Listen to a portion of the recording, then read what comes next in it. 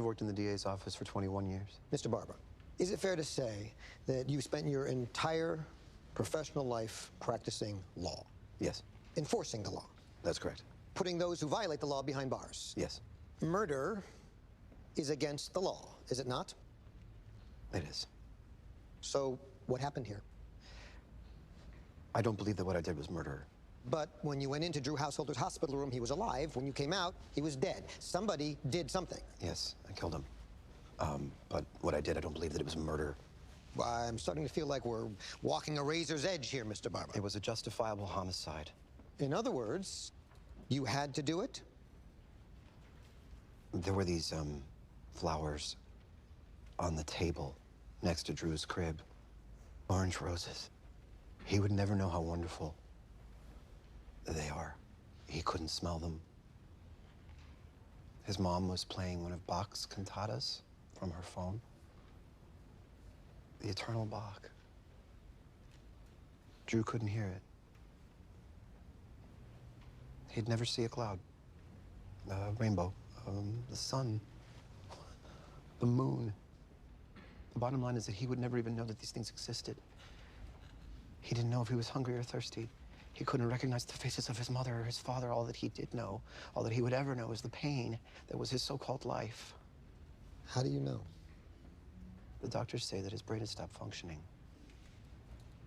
So he was dead already? So to speak.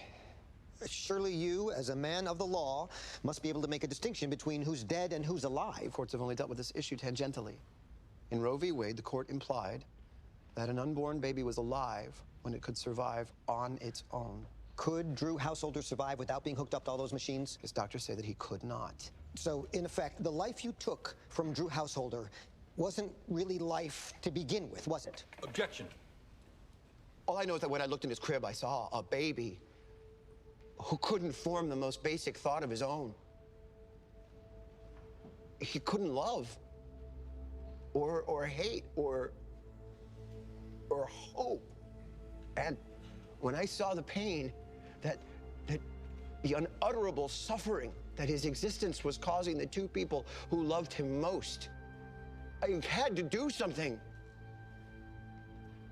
Whether that meant going to prison or not.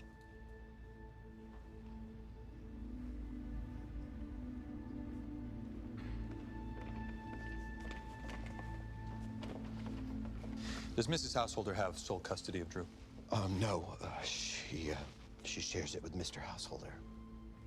Did you confer with him before you hastened the death of his son? No.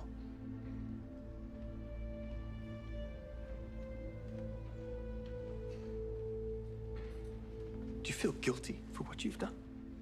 You feel guilty for what you're doing? I'll ask again, do you feel guilty for what you've done?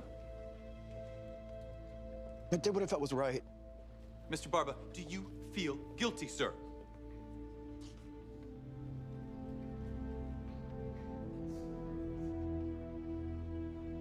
I do.